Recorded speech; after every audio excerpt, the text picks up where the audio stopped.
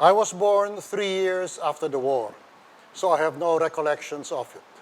My father was a decorated hero of the resistance, and this I recall. At all the parties held in our house, with the American ambassador and others, a Japanese couple were always present. Mr. and Mrs. Takahashi, I think, such a long time ago, but I remember them distinctly. He was not the Japanese ambassador. We had none at the time, but he represented Japan in some way. No one in these parties ever alluded to the war. The past was past, and there is only the present to live in and the future to hope for. Your Excellency, Ambassador Sung Kim, Your Excellency, Ambassador Koji Haneda, U.S. Embassy Deputy Chief of Mission John Law, Secretary Carlito Galvez Jr., Manila Mayor Francisco Moreno Domagoso, fellow workers in government, distinguished guests, ladies and gentlemen. Halfway through the 20th century, the U.S. liberated Asia and the Pacific from one of the two totalitarian nightmares of all time, worse than the Mongol. Then it stayed on to keep us safe from communism until it won by beating its chief opponent in the Cold War, though at great cost in fiercely contested hot wars. Meanwhile, we made our way out of the smoke and ashes to build as best we could from the ruins. But America's protection gave us the calm and assurance to focus on reconstruction and progress without fear of being ambushed along the way.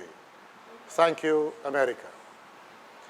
America's leading role in bringing the Second World War to a sweepingly victorious conclusion indeed brought us peace and gave us a future, although what we could make of that depended entirely on ourselves.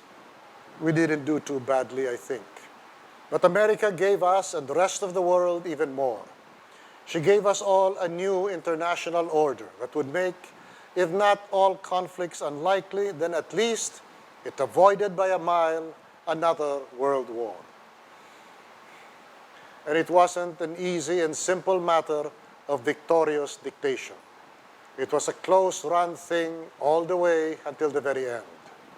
America's global presence, which never was hegemonic, guaranteed that the last one would truly be the war to end all world wars, even while running the risk that the next world war would be the one that ended it all.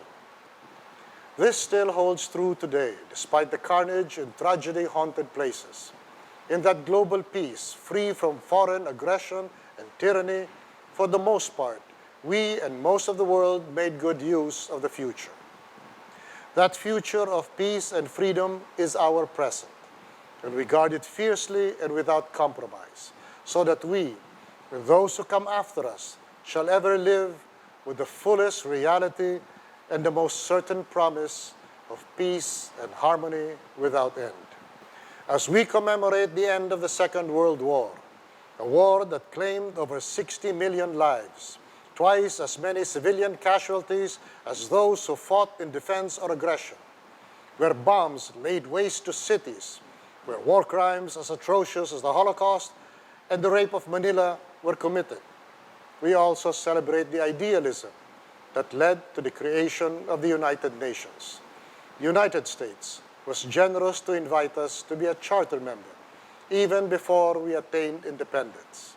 That is why the Charter of the United Nations begins this way. We, the peoples of the United Nations. Not nations, not states, but we, the peoples, which means that the assurance of peace and freedom, the promise of prosperity and progress, the guarantee of liberty and justice attaches to the people and not to the states in which they live. But have we achieved world peace in the wider and deeper sense the UN founding members wished for? The avoidance of all conflict and the assurance of greater safety from its terrible wounds. War has different faces. The adroitness and sobriety of the protagonists in the Cold War spared us its worst visage of human extinction.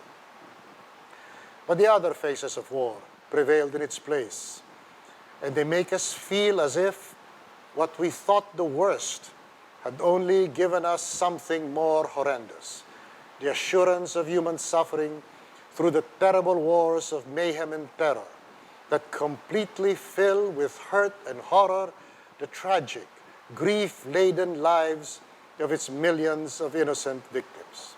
The rise of Daesh and other terrorist groups has brought countries together to keep them from crossing our borders or sprouting in our midst.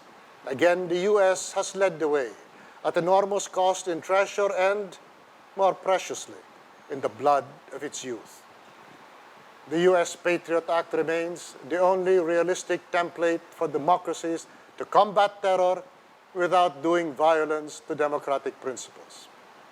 But nothing is as crucial to success, especially in the short run, than international intelligence and military cooperation. Bad ideas and worse intentions cannot outlive the bad people who have them. We just have to know in time who and where they are. We have also learned that effective cooperation brings mutual benefits to all, while discord leads to isolation and vulnerability. When resolving conflicts through open and candid discussion turns into a hard slog, countries still need not go to war. The international courts exist for such purpose, and between friendly nations, any gaps are just more reasons to sit down, talk, and get back to working together more closely and candidly, more effectively.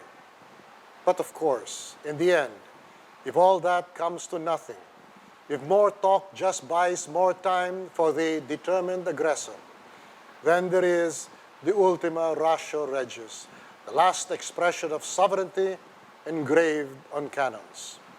We know that New Hampshire is right to have for its state motto, live free or die. For peace at any price is just a long slavery, infinitely worse than anything war brings in its wake. That too is the lesson of the terrible cost paid by good people for the Second World War. Thank you.